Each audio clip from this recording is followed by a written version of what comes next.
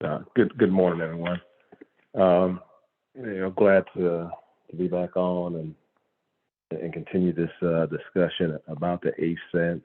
And I thought about a lot about it yesterday, and what I felt like, and just kind of looking back, there are two things that came up on earlier calls, and I feel like we should be more detailed about discussing them. I think George Clark on the first call, he mentioned and he made a comment about the emotions. And then I've made a couple of statements before about the two natures, how the eighth sense helps us regulate and balance the two natures that we have. And then we discussed memory yesterday, just kind of introduced it. And so I feel like I want to be detailed about those aspects because we're talking about how we do things and really how to implement them. And so I really want to make sure we cover our basis on all the things that kind of affect how this is implemented. And just a quick recap from previous lessons, and give you more perspective on the eighth sense. The eighth sense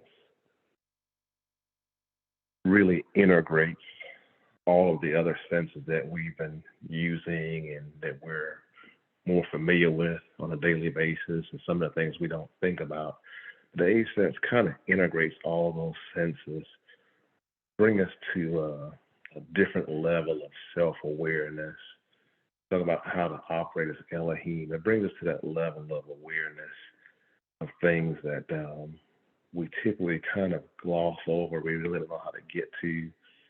And we talked a lot about intuition, but all of these things, just keep in mind, the eighth sense pulls that together internally, and it helps us function from the inside out.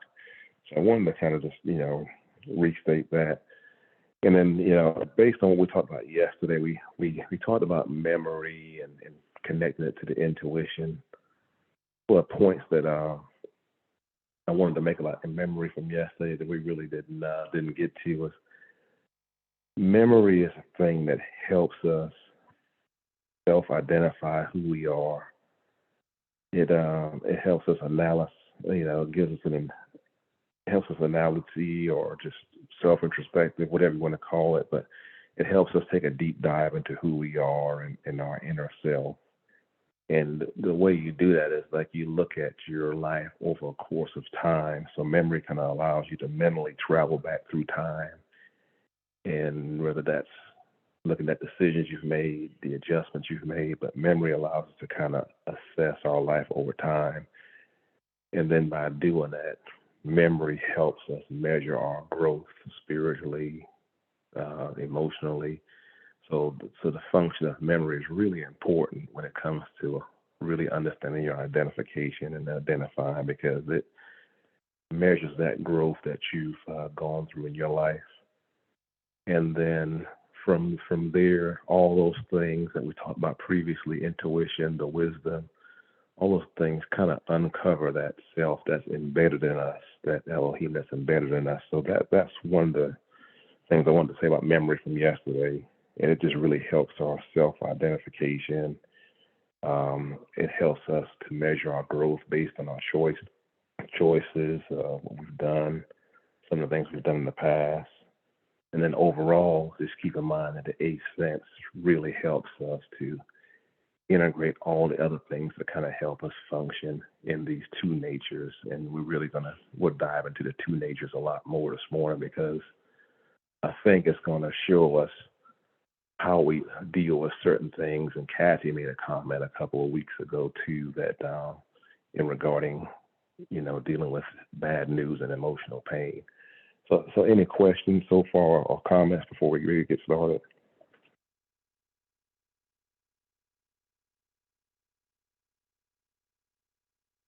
SJ, Yes, sir. when I was asking you about the earthquakes, they had Yes.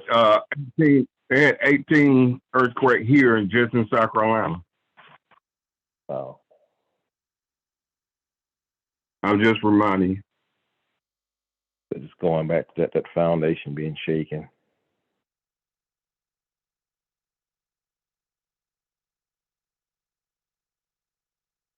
And then one else before, and that was a question that came up yesterday, just about the earthquakes and how things were being shaken up. But any other questions from anyone or any comments before we get started on the? Morning, S. This is Barbara. Um, Aside from money, which is the God of this physical world, what is it that ties us more to our physical? Is it the emotions that we've? This is in follow-up to what Kathy asked, but a different aspect of it. What is it that ties us uh, to the physical world more than other things? Is it emotions, and is it the fear of loss of someone, or loss of health, or loss of what's the string, what's the umbilical cord, if you will, that keeps us so tied to the physical that we just don't want to break it, we don't want to cut it. Yeah, and you're hitting exactly where I'm going to go today, because I sensed that yesterday, that I said it one time and we kind of went over, just talked about two natures. The biggest or the umbilical cord, or the biggest connection is our emotions. It's a detriment to us. It's but it can also be a strength. But that's why I wanted to kind of take a step back and really talk about, what exactly are the two natures. And the eighth sense is the thing that really helps us balance out those emotions, because if you think about it before we really get deep into it, the eighth sense is really tied, integrates everything in our body. It's the thing that kind of the thread that holds all the other senses together. And think about some of the physical as well as the mental aspects of emotional responses, where we can feel those things when we get emotional.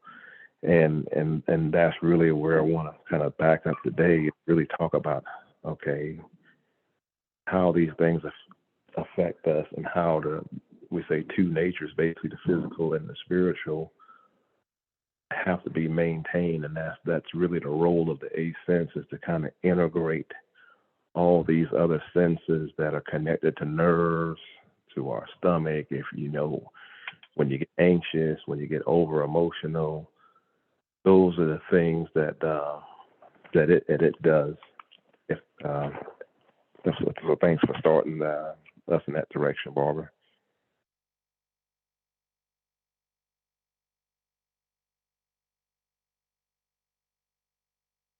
So, with that being said, let's take a look at that for a second. If I ask you,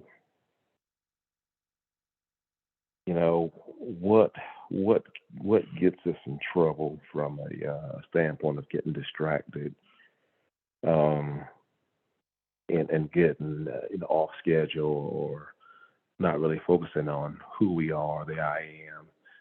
It's the emotional roller coaster that we put ourselves through sometimes. So these are the things that get us in trouble, and we've all, and I'm gonna just go through a list of them that we've all kind of experienced, and from one aspect of life to another. We've all experienced some sort of anxiety. We've all experienced some pain, hurt. Uh, we've all kind of gone through things that bother us so much that they affect us physically. We worry, we stress, all the things that go through from an emotional standpoint. They kind of distract us from who we are, and that's why it's so important that we understand this age sense, because if we don't integrate this into our daily life and our daily walk, we're not going to survive emotionally. We're not going to survive spiritually, in the sense that our growth kind of gets stunted. So this age sense really kind of creates a homeostasis, a balance, a stabilizing factor because of our emotions. And so when I make the comment of the eighth sense helping us regulate or manage the relationship between the two natures, is that emotional part that gets us in trouble. And when we're at a state in our life where we're controlled by our emotions, and instead of our intuition, our memory, or our higher self, our level of awareness, emotions can cause you to lose your self-identity. Does that make sense?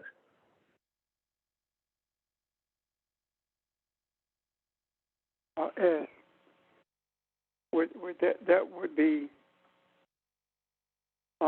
emotions based upon external factors that gets us in trouble? Yes.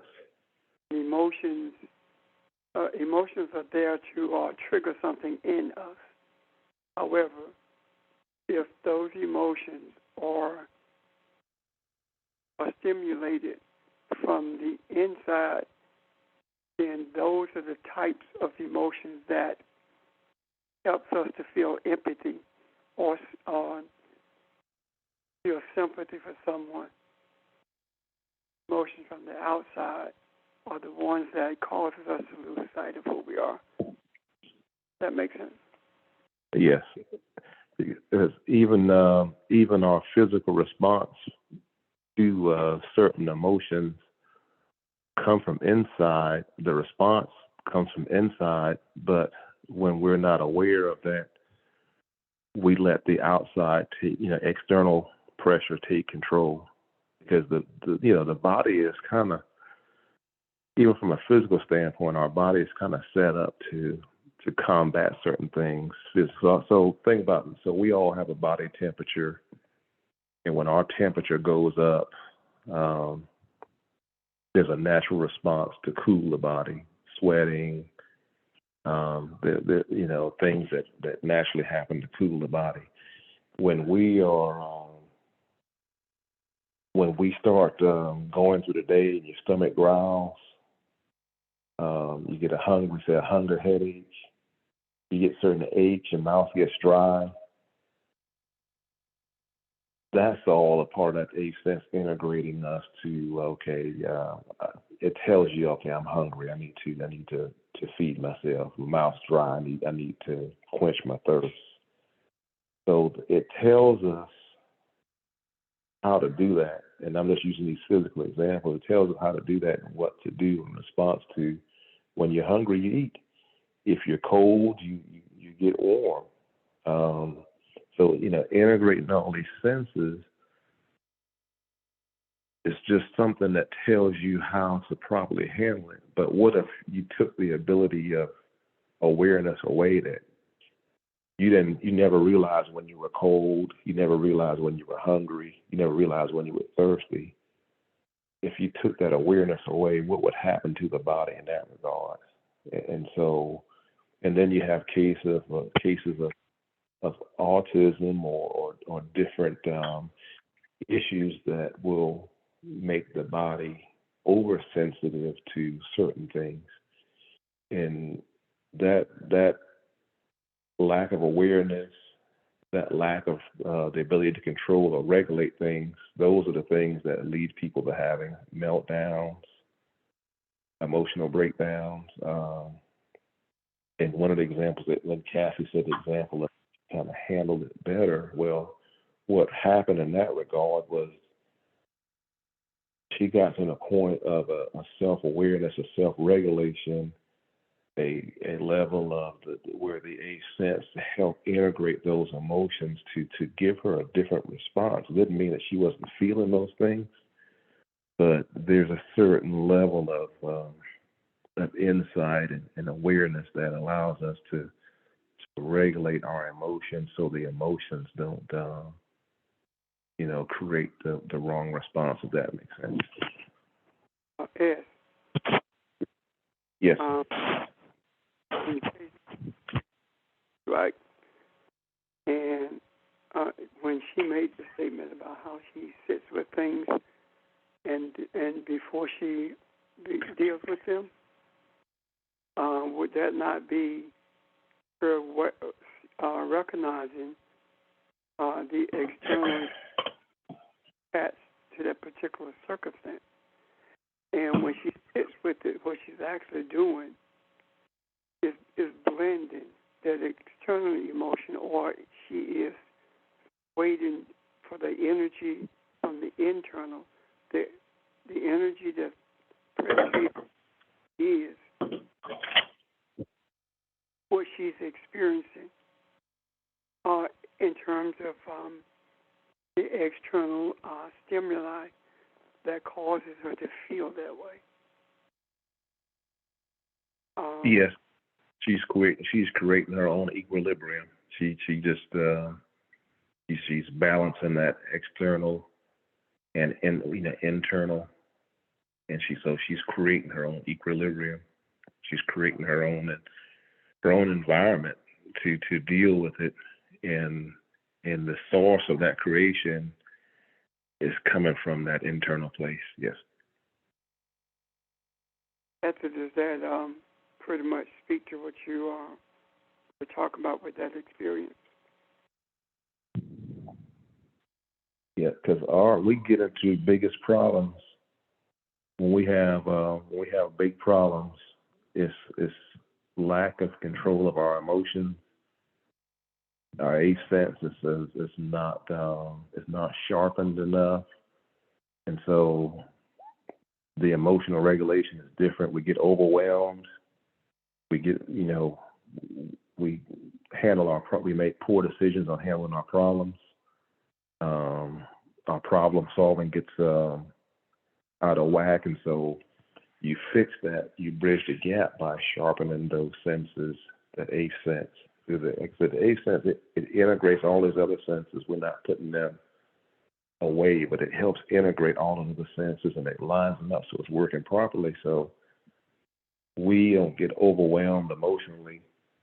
And one of the biggest things that happens, and Rev, you talk about this all the time, is that when we transition from religion to the thought patterns that we have now, the biggest hurdle we had emotionally there was the resistance to change.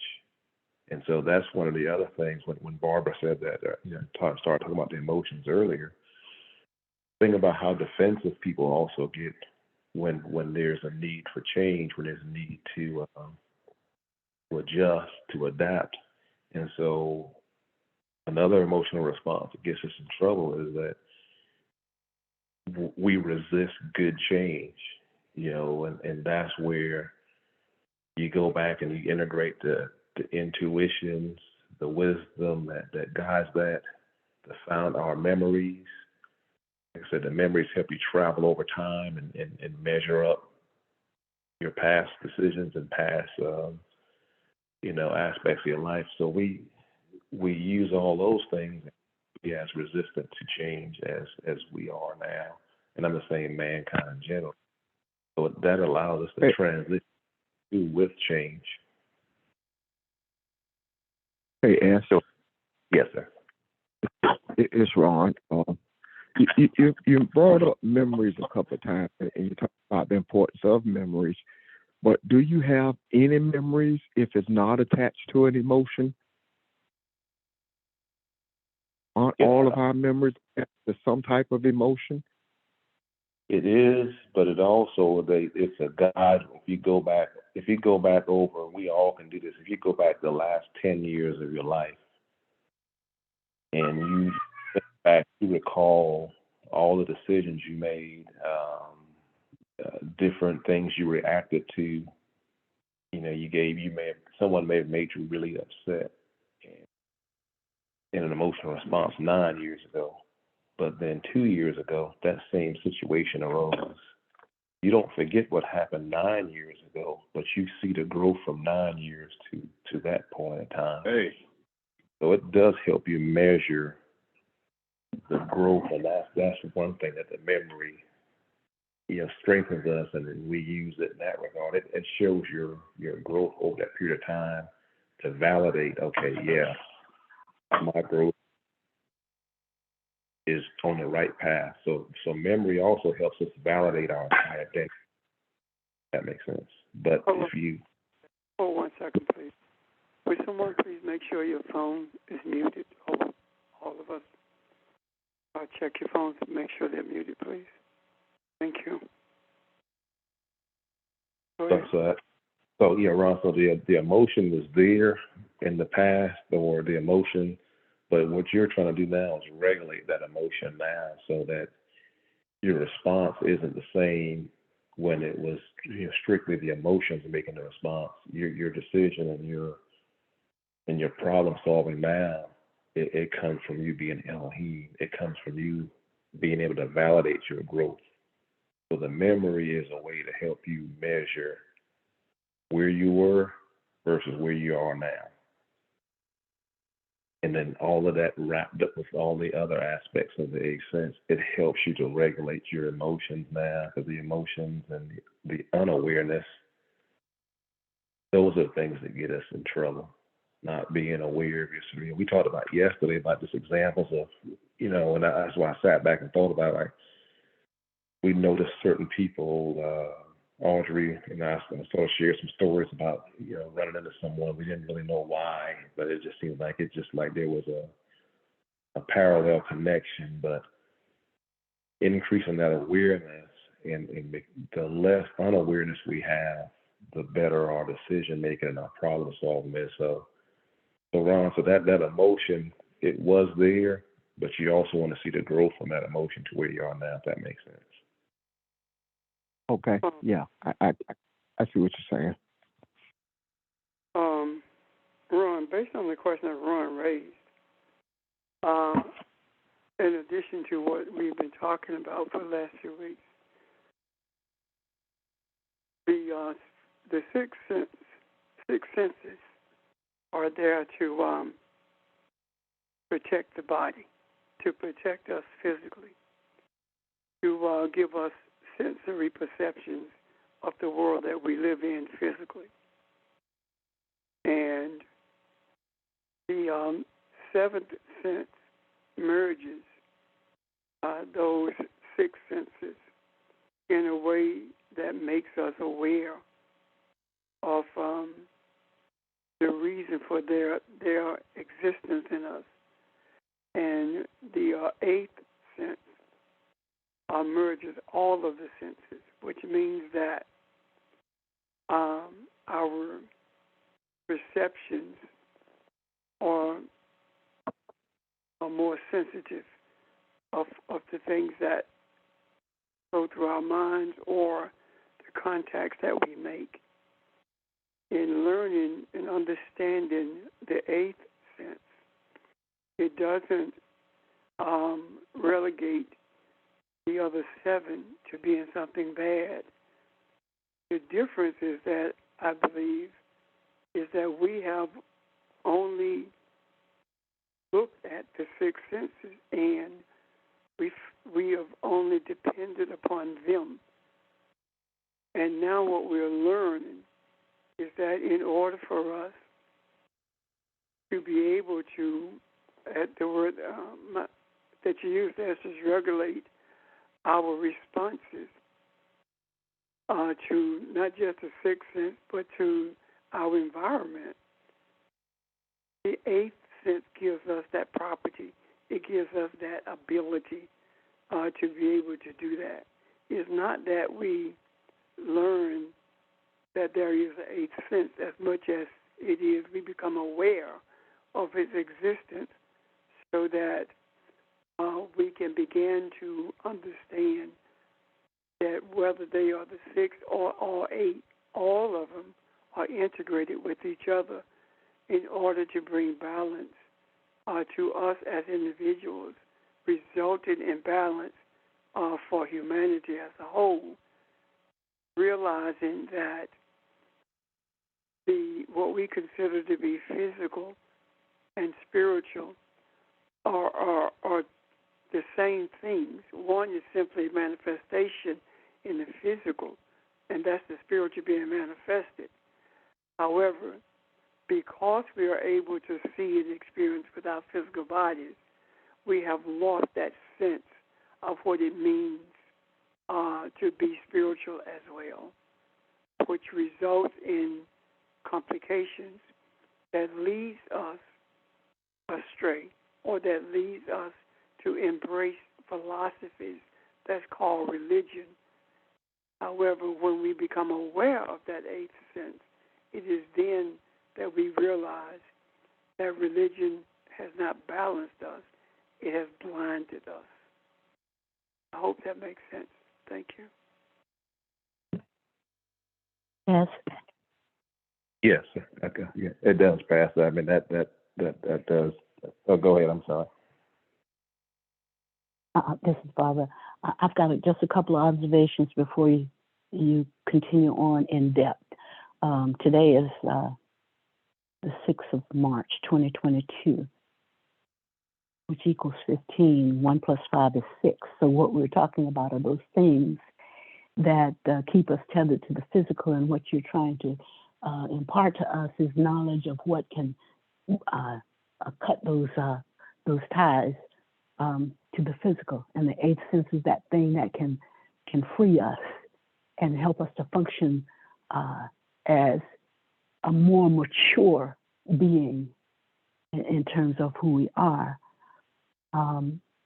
So that's what I thought about as you talked. And the other thing I thought about is we talked about the 10th commandment, which is the coveting commandment, the one that stirs up emotions in you, that stirs up anger in you at not having what someone else has, or stirs up anger because you think you lack something. All of that, if you think about what coveting does, it stirs up emotions of different kinds. Don't lie, steal, cheat, that kind of stuff, murder. All of those things are tied up in emotions which entangle us. And so what you're talking about in terms of the eighth sense is reminding us of the do not covet. Don't let your emotions master you. From the inside out, you master them. Thank you. No, thank you. That was a great connection. That was well put together. That was a great connection, because what you described yesterday too, even with the restaurant, and then also with the emotional parts, because that's the transition from 6 and 7 to 8, because 6 and 7, those senses kind of deal with our relationship to gravity and things that are going on around us and our movement. And so then you integrate all those, like you said, with the eighth sense, and because all those things generate an emotional response. For instance, just from a physical standpoint, you get burnt or cut, there's going to be an initial pain that you feel. That's the body's reaction to that. But then, from a spiritual perspective, when you start getting to the eighth sense, that you integrate that, and you help balance that pain which you feel, even from an emotional standpoint. And the key thing that you said was just the awareness. And then imagine the lack of awareness when we are so wrapped up with the emotions, like you talked about. It impairs our awareness, that we're not as aware of what's going on.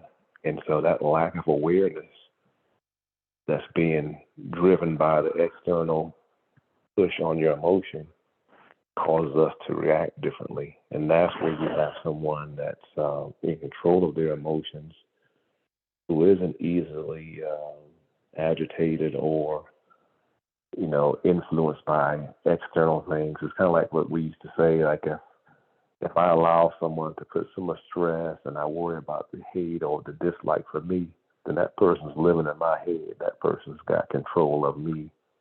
And so that's why we always bring it back to the self. Get control of ourselves, regulate these emotions, regulate our internal self, and we avoid that. And here's one of the dangerous things, like when we look at the mass shootings that happen around the country in the past, and the parents, they're like, we never saw this coming. We didn't know that our kid was having problems. When we are so unaware and so disconnected in that regard, we don't see the signals of things coming in our life. We miss those signals because that's where the age sense is so powerful. We talked about initial, intuition. We talked about forecasting and seeing what's ahead of you. A lot of that is being aware enough, being locked in enough to see the signals that are happening right in front of your face. We use the term sign of the times, and that gives us the chance to say, okay, we need to do something. We need to change the course of something because you see it, you see the signals happening. And so even as a group of teachers, we get together because we see the signal of what's going on to try and change the course of it. So when your awareness is lacking, you miss the signals of things going on. You could be a parent with a mass shooter in your house and not know the kid is building an arsenal. And so that's one of the downsides of the emotional reaction and being locked into just only emotional responses. There's a lack of awareness that causes. Someone needs to go on mute.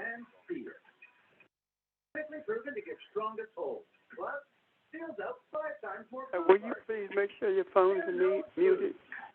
Thank you. Would everyone check to make sure your phones are muted? Yeah, that's we speak in coordination with allies and partners. This process is very well important. So it's interesting you added the in coordination. We will not do this unilaterally. The United States. The last four digits of that phone number are 61. Oh, it's muted. Okay, thank you. But yeah, thank you. Going back to that lack of awareness, that's where we start missing the signals socially. The gap begins to build, and so that's where that age sense kind of like it integrates all these other senses that we sense it. If one issue in the body pops up, you can avoid it becoming a big issue. Just something as simple as the temperature starts to rise, the body adjusts that. So just from an emotional standpoint, when your emotions begin to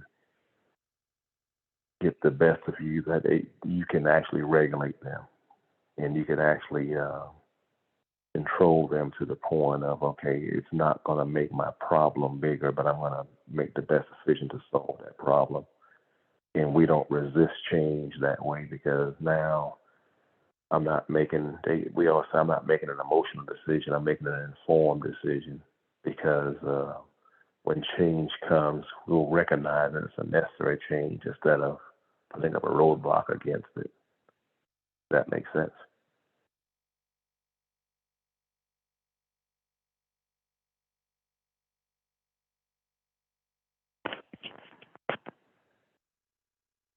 Well, okay.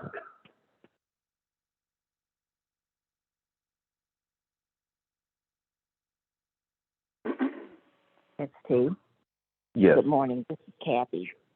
I wanted to go back to something that you all were talking about. I wasn't able to be on yesterday, but I'm listening to Ron's question about memories and the different things and us talking about when you get the bad news, what are you going to do with it? When you sit with it, are you going to deal with it from the outside in or from the inside out? I think one of the pieces that I failed to say, and Charles alluded to it, or Charles said it, basically when he talked about the situation that he faced at the hospital with the young man who was having all the issues, and he said he asked himself, what am I supposed to say to this guy? And all that you've been taught, what are you supposed to say? Part of the journey for me in sitting with what I'm feeling is what I tell myself, the self-talk. And our base self-taught, we call it accessing the macro, tapping into the macro, tapping into what we've been taught, who I am, what we say we put in the macro, is what you begin to tell yourself. If you're in a situation that is familiar based on an emotion attached to a memory that, okay, I've faced this before, and you're working through those emotions, that's one thing. But if you're being faced with a situation that you have never faced before, and you've got all of these different emotions at play because you're sitting with this thing and it seems almost insurmountable, or it seems almost overwhelming to the point that you just don't know what to do with it. The other part of sitting with that, to see emotionally what you're feeling, is what you're telling yourself while you're sitting with that. And to me, that is drawing on what we've been taught and learning what it means to be the I am, learning what it means to be able to live from the eighth sense. All of that comes into play, because going to that place of balance is moving beyond the emotions that was attached to that familiar memory, especially if it's something you're not familiar with, a memory you've never had before, or an emotion that you've not had to attach to something before. But the power also is in what you tell yourself while you're looking at, what am I going to do with this situation? And what you're telling yourself is you're reminding yourself of who you are based on what we've been taught, because we've always said as teachers, the day will come when you will have to really put to the test what you say you believe. If you're dialing in every day because you believe what you're being taught, these things are coming and giving you the opportunity to weigh in on what you believe. And if you believe what you've been taught, you draw from that. And you recognize that that's why we were saying that day, whatever you put behind I am is very important, because that's where you're taking your I am. That's where you emotionally are taking yourself. So if we're realizing, okay, I am the I am, that means I can handle what comes my way. That means I'm prepared for all these things. So emotionally, I may not feel prepared at all. Sitting with that thing, what gets you to a place of balance is sitting with it and reminding yourself of who you are. And I just wanted to interject that, because that's what Charles did that day in the hospital. And as a result of that, he set into motion everything that young man needed to help him get to the place where he needed to be. But it also helped Charles come to a place of balance, because it showed him that, you know what, the I am is real. You are real. This, what you believe, who you are, what you do is real.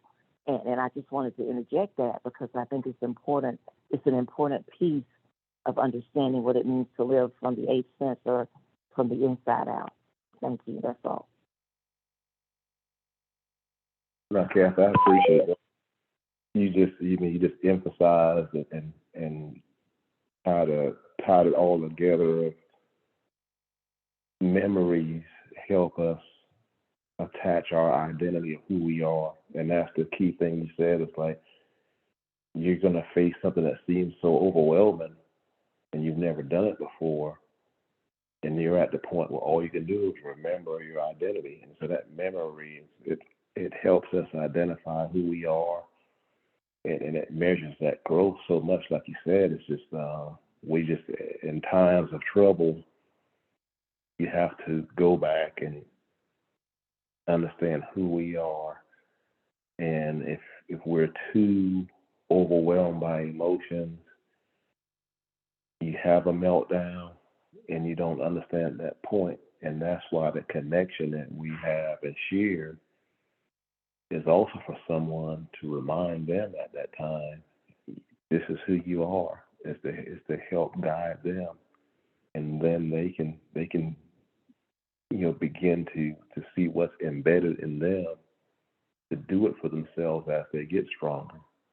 But when they're not strong enough and things aren't where they need to be for them, the best thing that we can always do is help someone understand who they are versus trying to put a Band-Aid on a problem. But Good morning, yes. See.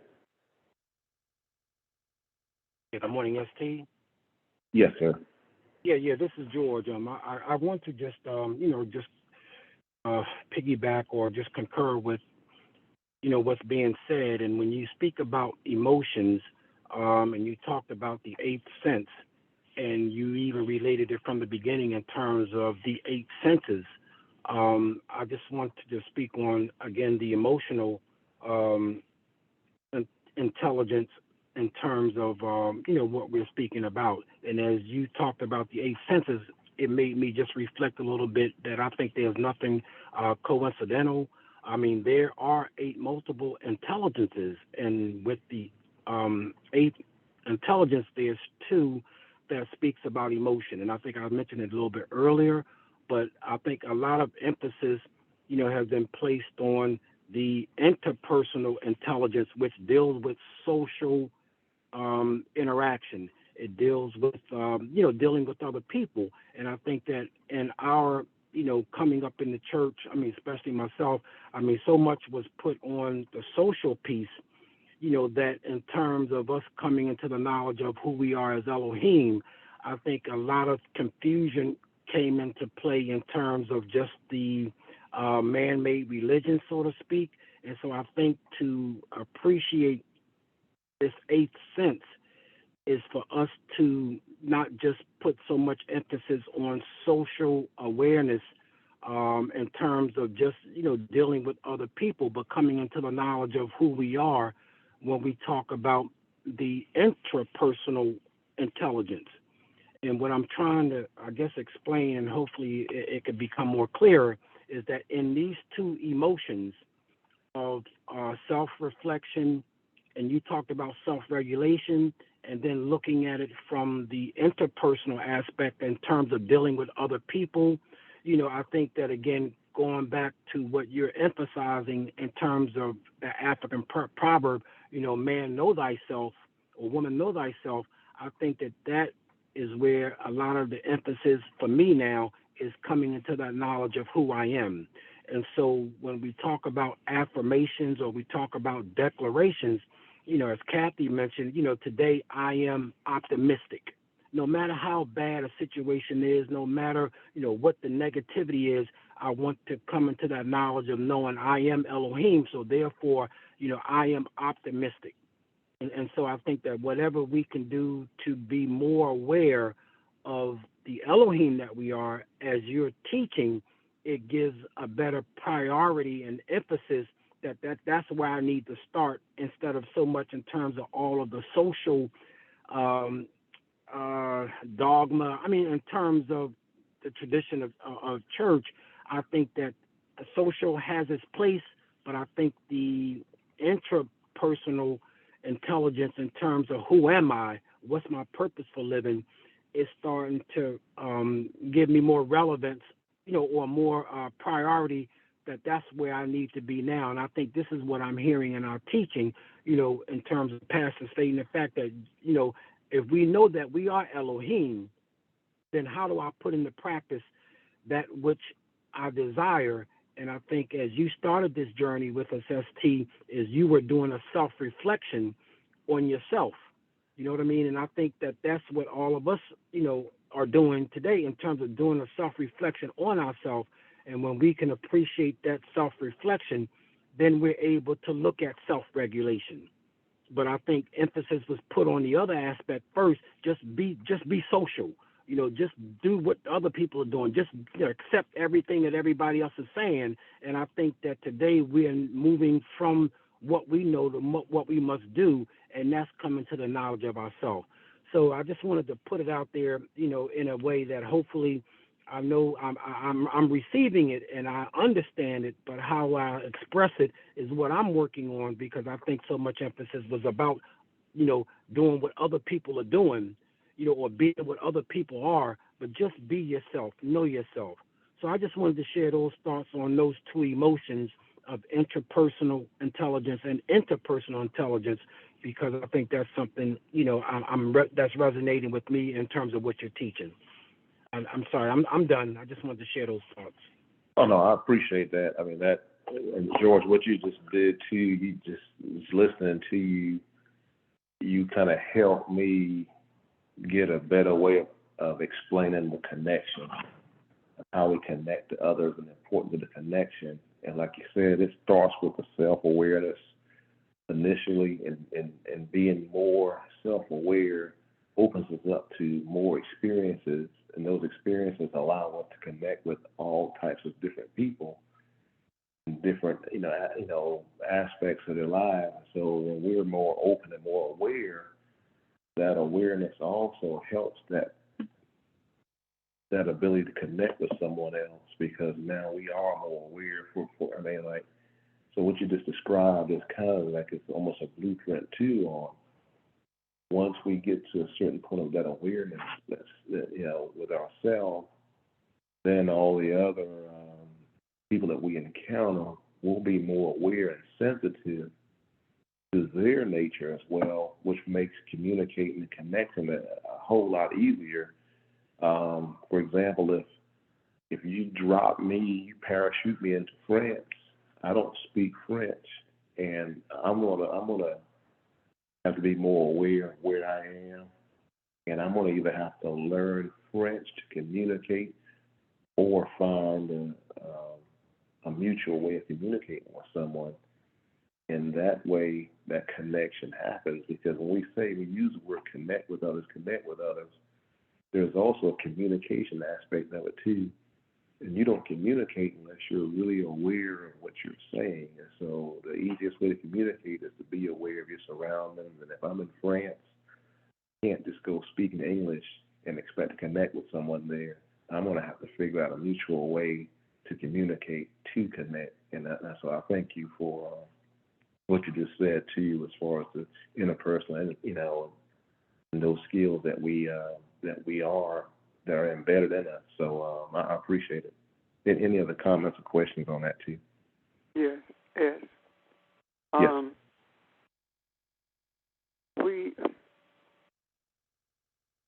There is no set time for us to wake up one morning and say, okay, I finally got that I'm Elohim. That's how I'm functioning. It doesn't work like that. Right. Sometimes the awareness of who you are comes before you're aware of it. What do I mean? When I was still engaged in traditional church, when I delivered a message, I did not determine how it was going to be delivered in terms of vocabulary or presentation. None of that. However, what I discovered was the messages that I delivered came out based upon the people to whom I was speaking.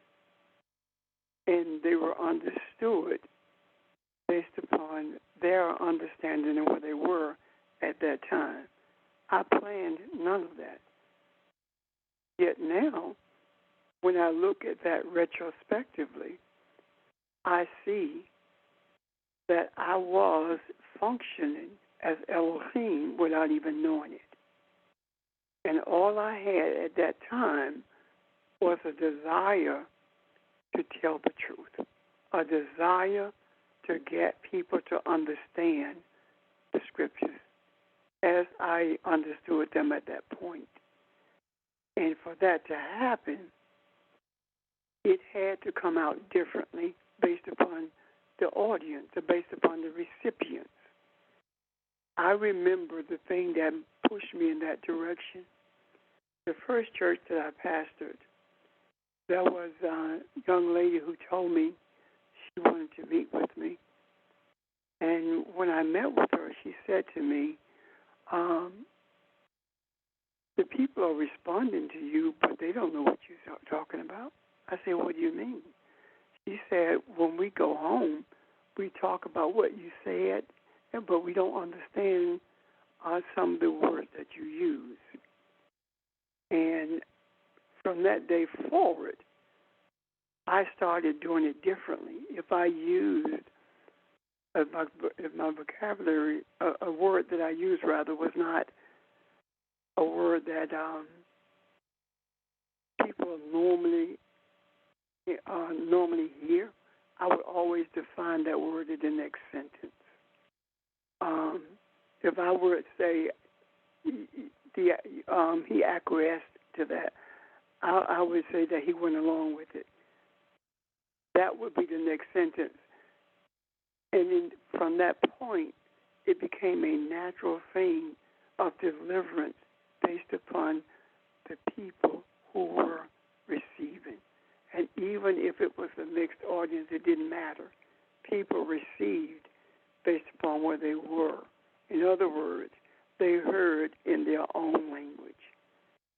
So I'm saying all of this to say that you will not have opportunity to put a born-on date on the day that you begun to function as Elohim. It is not. It doesn't come like that. So you probably won't hear me say that I'm functioning as Elohim, because I don't function as Elohim. I am Elohim. I don't function as James Richard. I am James Richard. I don't know the day that I realized what that meant to me, being James Richard. I don't know what that means to me the day that I became aware of being Elohim, to the point where I did not have to speak to the idea of functionality in that regard. So when we are facing circumstances and our emotions come into play, how we respond to them, we can do as Kathy mentioned, purposely sit with them. Why? Because it's something that has never happened to us before. We have never passed that way before.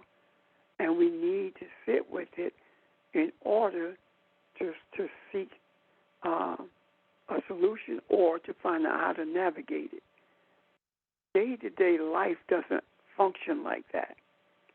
Our living every day, we do not have to remind ourselves that, okay, I'm functioning as Elohim now, but a few minutes ago I was not. That's not how it works. Either you are Elohim or you're not. And when Kathy talks about sitting down to understand something, a way that she's not passed before, or in circumstance she's not faced before, all she is saying is, I have to get beyond this human experience alone. I have to get beyond this intellectual experience and understand the spiritual experience. Because intellectual experience deals with what you know and understand, with no regards for how you feel at all. Spiritual experiences incorporate both. And that is the reason you would have to sit with something that you never faced before. But day-to-day life, you face it every single day. And you cannot delineate when you are Elohim and when you're not. So either you are Elohim or you're not. It's not that you function, it's that you are. Thank you. I hope that makes sense to you guys. And if there are questions, please raise them. Yeah, Pastor Richard, I don't have a question, but would that be, the saying, I am that I am, so I am? Absolutely. It's no different, George, than what you've been saying, I am that I am, but also whatever, as Kathy said some time ago, whatever you put behind that I am, that's how you see yourself. I am functioning as Elohim means that I can function as at this moment, but in the next minute I don't have to. I am Elohim means that regardless of what's going on, I am still Elohim. That makes sense, George? Yes, it does. And so the most powerful words in existence is, I am, and what you put after it is what you are. Yes. Are there any other questions or comments about that? One of the things I think you said, and that you highlighted, it really emphasize too is going back to what Kathy said, is the memory of understanding who you are, and that's what reminds you of your identity when we become less aware. One thing I want to, because this is a good example of the memory and our identity, is that what you did, what you described, going back to early days of delivering a message and speaking to people, your memory took us, you went on a mental trip over a period of time, and you measured your growth. So being Elohim, you're 100% right. We are who we are. You measured your growth to that point, and we constantly grow. And you went back and clearly stated who you are, your identity, and you measured that growth by traveling back over time. And this is the danger of the other side of that, where if a person can go back and do a mental trip over a period of time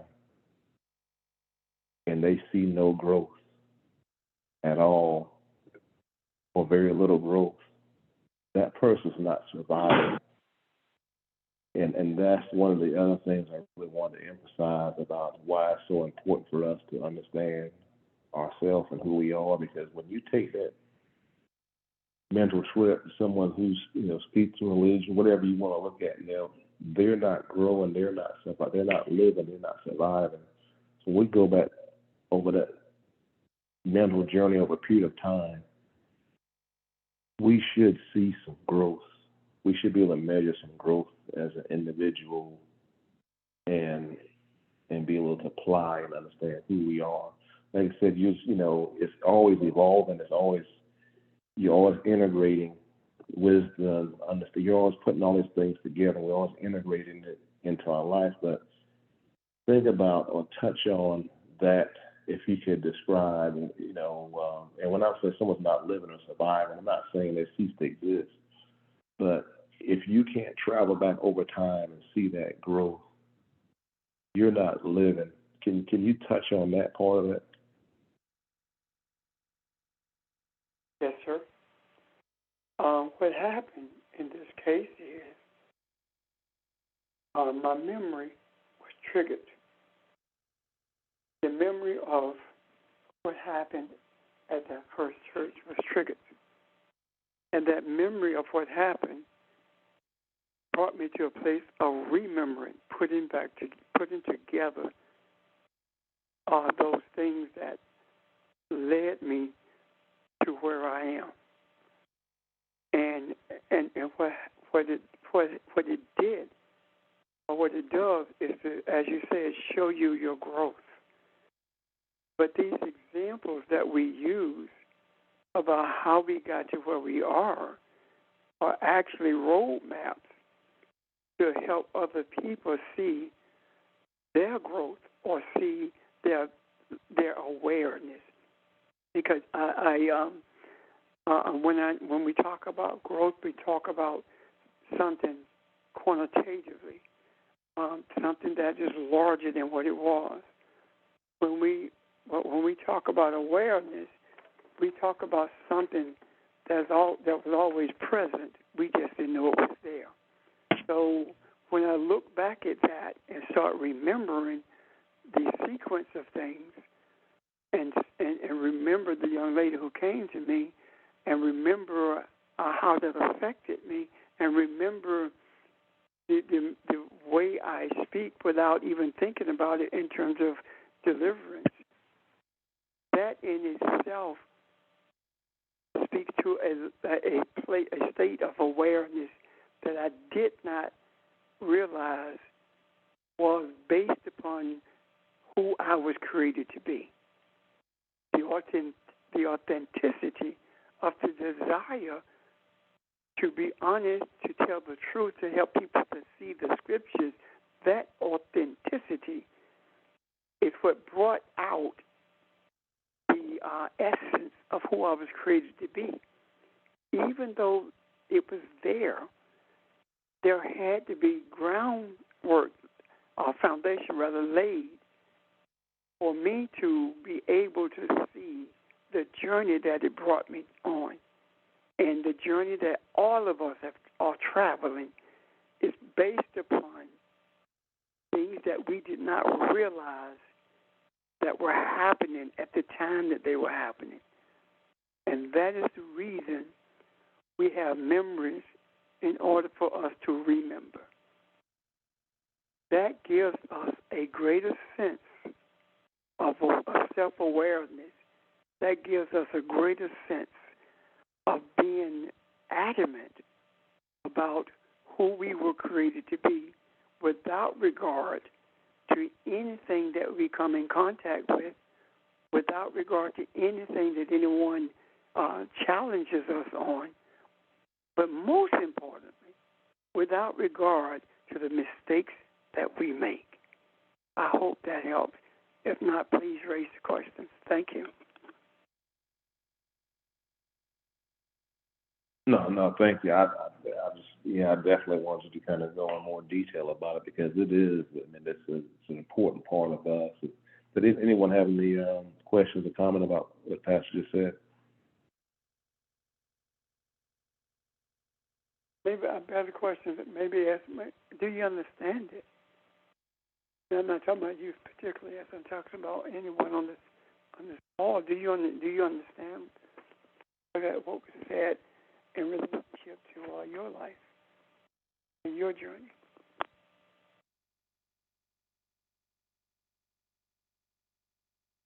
Yes. Yes, thank you. Welcome. Okay.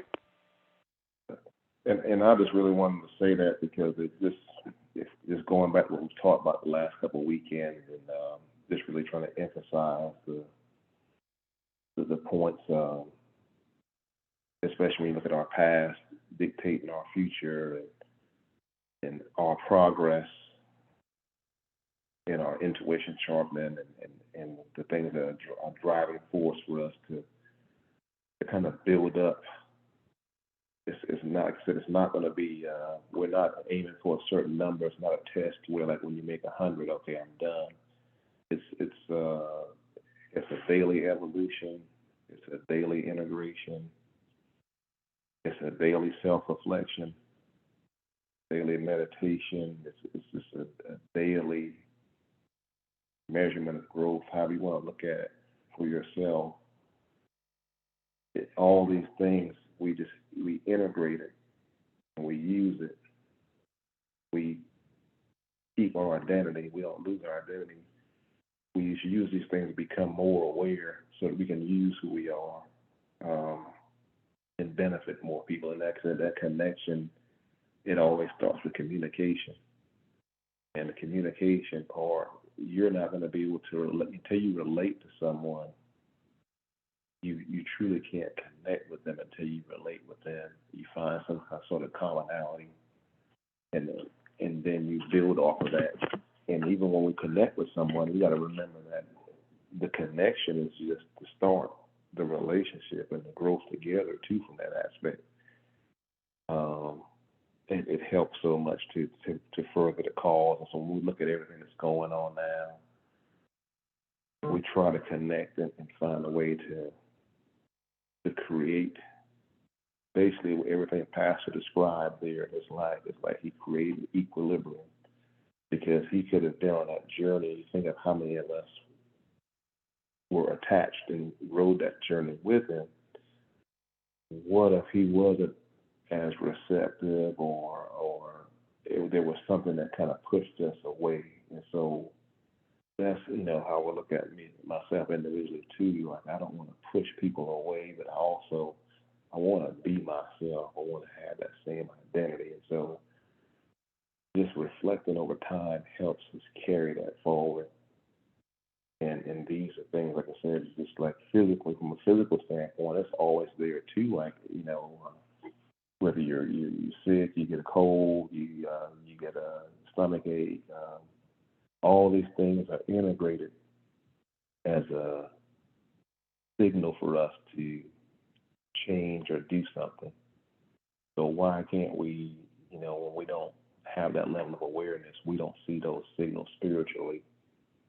And that's one of the things I want to just emphasize, because we've been to a place where, people will say, hey, God showed me this or God presented me with that. But a lot of times we do miss the signs and signals. And so that level of awareness keeps everything to the fore. And we know who we are. And we also we don't miss the opportunities to interject. Our timing is always better because of our awareness. And so we just keep incorporating those things daily. Though it's not a test where you get to 100. Okay, I scored a perfect score. I don't have to do it anymore. It's a always evolving, trait that we're going to have to keep growing. Does that make sense, everyone? Yes, it's Ron. It does make sense. I listen to what everybody's saying, and all of our lessons are coming together. It seems like every lesson now just ties more into all the other stuff we've talked about. And one of the things, I see, if I can explain this the way I think I see it, one of the things I see the importance of memory and the meditation part is the memory is a sort of an individual taking a look at his beginnings. We talk about the beginnings a lot, and what that looks like sometimes can be hard to see. But if I, through my meditations and discipline, take these journeys through my memories, then as I meditate, this gets to be a more rewarding type thing.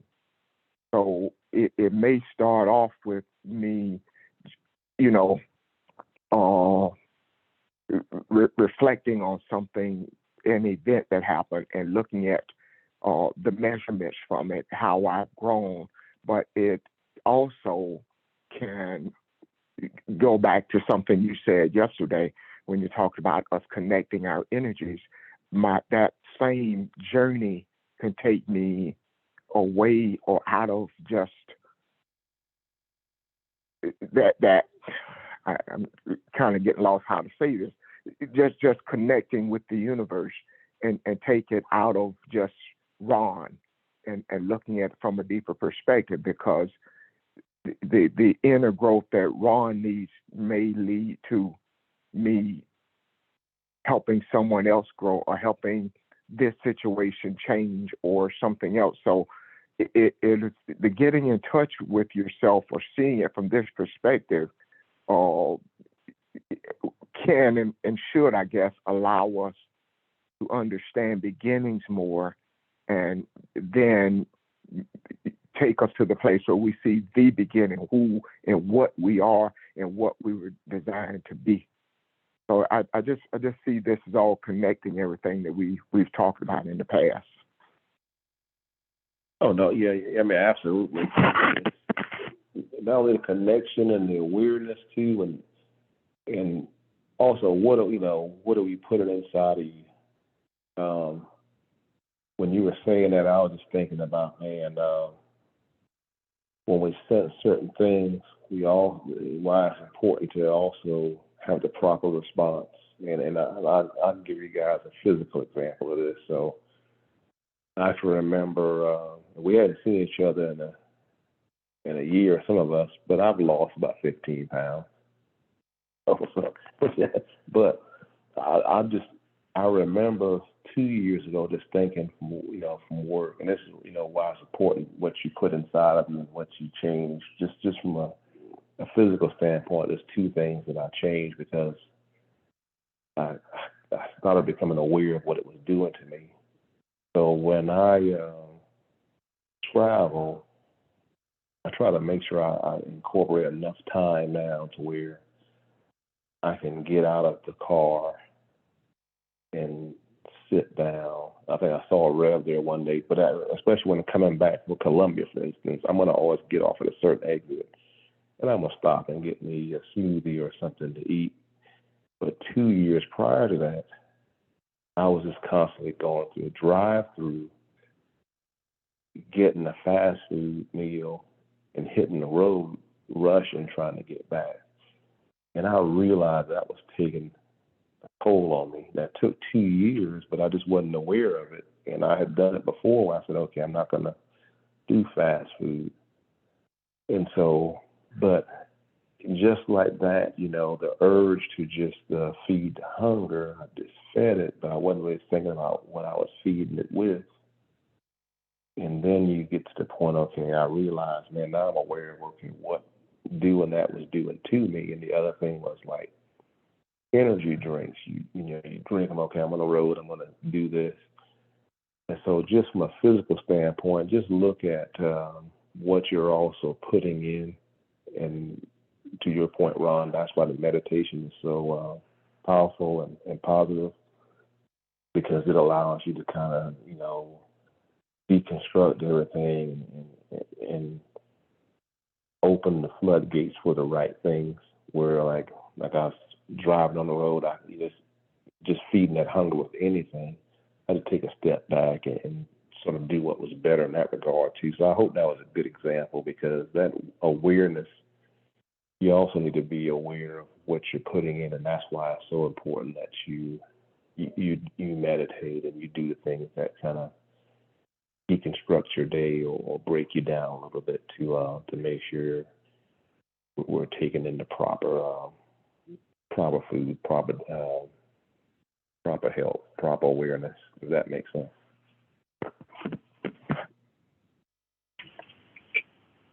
Yeah. Good afternoon, ST.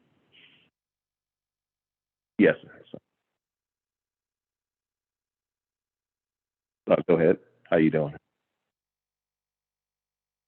I'm sorry, yeah, ST, as you were speaking, there's, some recovery principles in terms of some spiritual scriptures that I've, been looking at. And I think in terms of what you just mentioned and Ron mentioned, in recovery process, it talks about having sought through prayer and meditation to improve our conscious contact as God, as we understand them, and then basically,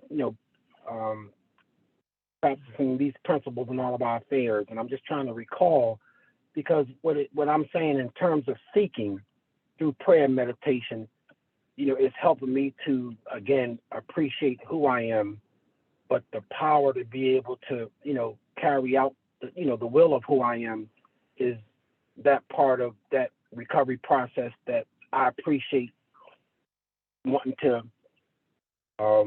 apply better. So I think that as I hear what I'm hearing, is just to help, just to be able to realize that I got to continue to seek that, through prayer and meditation, to improve my conscious contact of who I am and the power to be able to carry that out. So I think that in terms of 2 years as your journey, I think sometimes through sports, ST, I think we have, some interactions together in a way that we may not talk all the time, but I think through sports, it has helped me to be able to understand the importance of, that prayer meditation to improve yourself. So over the last 2 years, again, I too have lost over like 22 pounds. And I think not because of my diet, but just my holistic approach in terms of my mind, body, soul, and spirit. I feel a lot better in terms of not just who I am, but just being able to, utilize those intelligences that I have to be able to see how it all works together for the good. So I'm just, again, continuing to seek, if that makes sense, through prayer and meditation. So I just wanted to share those thoughts, as you just mentioned about, your journey, over the last 2 years. But there's things that we do have in common. So I appreciate you sharing those things. I'm done. No, I appreciate it, because one of the things I think I was always apprehensive about, just in general too, is this, sometimes we just don't want to do something different or embrace change. And so I do open myself up now to where, like, if something changes, okay, I'm not worried about it. We'll just, we'll go with it. And it's just a little more fluid where, we can get emotional about change as well too, even when it comes to ourselves. And so that's why that self-regulation is so important, because we need that self-discipline, that self-regulation, that self-education, reflection. It just, it just allows us to change a lot easier than always holding on to something, because, we always say this all the time. I mean, like, you can't receive with a closed fist. So, let it go, let it flow, and in that way, when the opportunities come to change, there's less fear and anxiety around change, or when things arise that are a little different, that kind of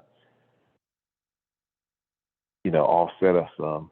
There's less anxiety about it. That you just prepare and you deal with the problem. If you know you're having to do something, then don't avoid doing it. Prepare yourself to do it to the best of your ability.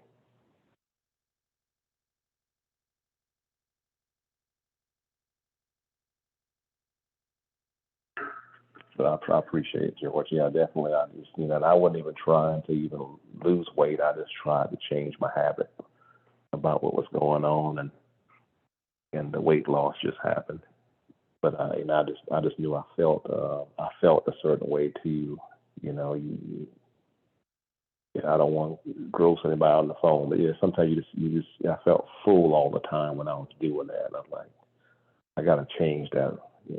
So I was aware enough. Just I saw the signal of needing to change, and that's kind of the example I'm just telling everybody now, that when we're aware and we have a better self-awareness, a better self-regulation, we have a better survival. I mean, we just because you recognize the little signals and things that are occurring, and it's just you just become more aware and preparing yourself more to adjust and move on.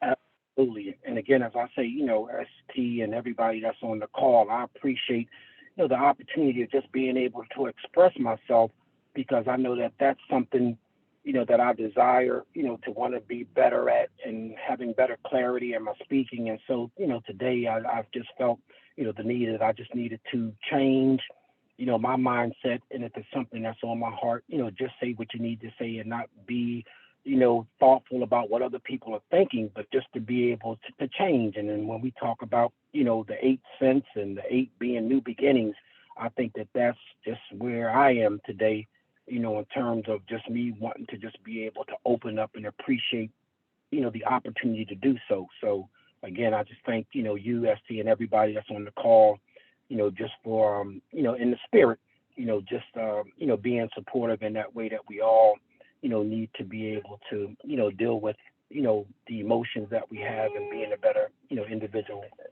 cetera. So thanks, us and everybody. No, thank you. And I'll just go one last point today on just going back to what Kathy said too about remember who we are identity-wise. Yes, sir. May I, before you make that last point? Yeah. Oh, go ahead. What you and George were talking about, when you're talking about weight loss or being cognizant of what's happening with you, what you're actually talking about is discipline. Discipline is essential if we are going to fulfill the creation story about our existence. Discipline starts with little things and build up to greater things. What I mean by that is you have to have discipline in every aspect of your existence or you have to, at the very least, make every attempt to be disciplined in every aspect of your existence in order to achieve the awareness that we have been seeking for so long, and in order to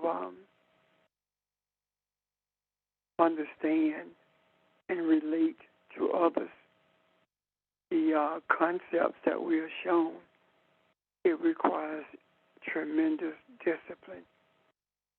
If our minds are always racing towards other things, then we lose our sense of discipline when it comes to spirituality.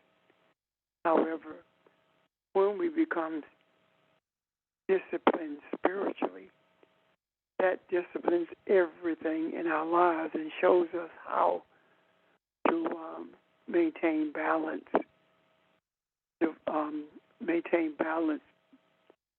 that we desire to have, without regard to the overwhelming influences that we come in contact with day in and day out.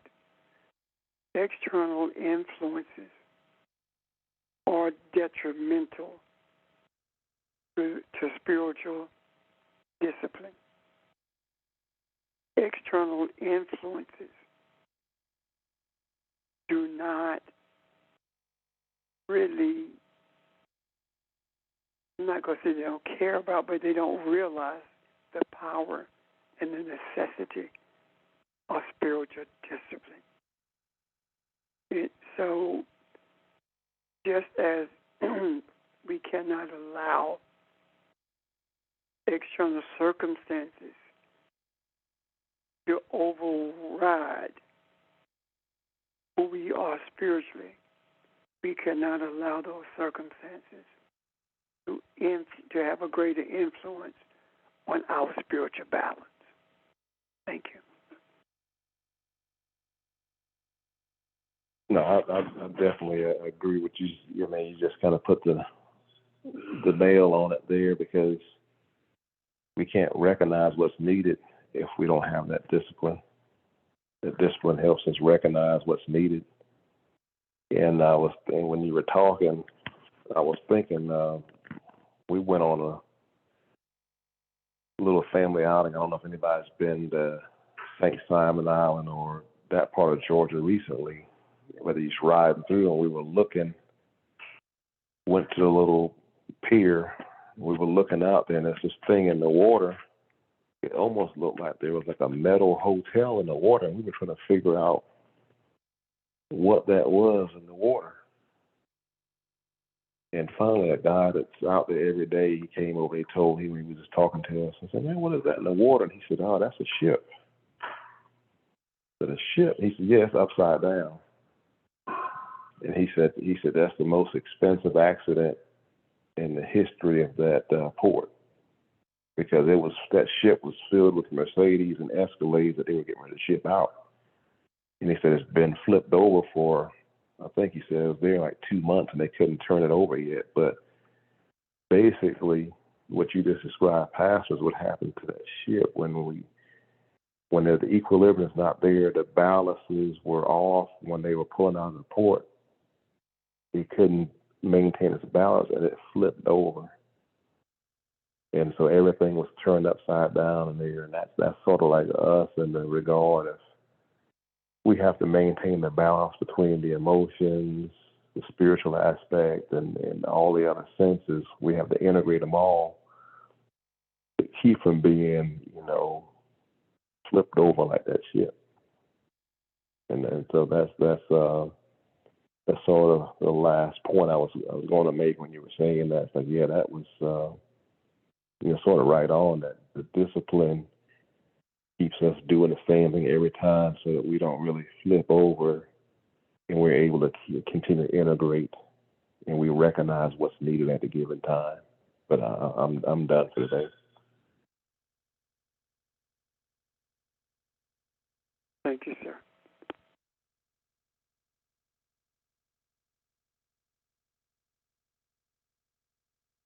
Any other comments or questions? I think we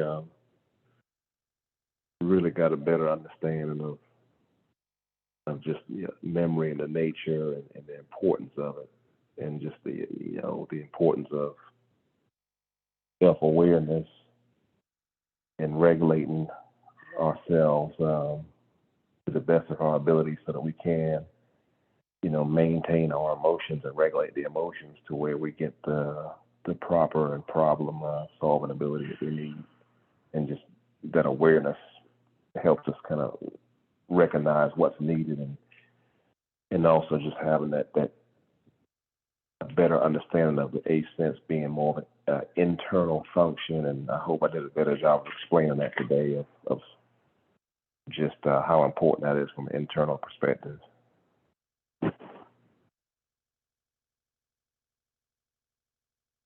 Are there any other questions or comments? Great job. Thank you. Thank you. Thank you. I appreciate everyone today, and that it just felt like it flowed pretty good from an understanding standpoint, and it actually just helped me to make some more notes here to look at a few things too. But I appreciate it. Thank you, ST. I wanted to make an announcement before we leave. As some of you know, and it was mentioned yesterday and also earlier today, we are moving to using solely one Zoom line. We hope that this will solve some of the issues many have experienced in the past in getting connected and as well. There's Sheldon? going to be, hello. Sorry. Hey, Sheldon, it's Denise. Ramel, can we stop the recording before we give out the phone number?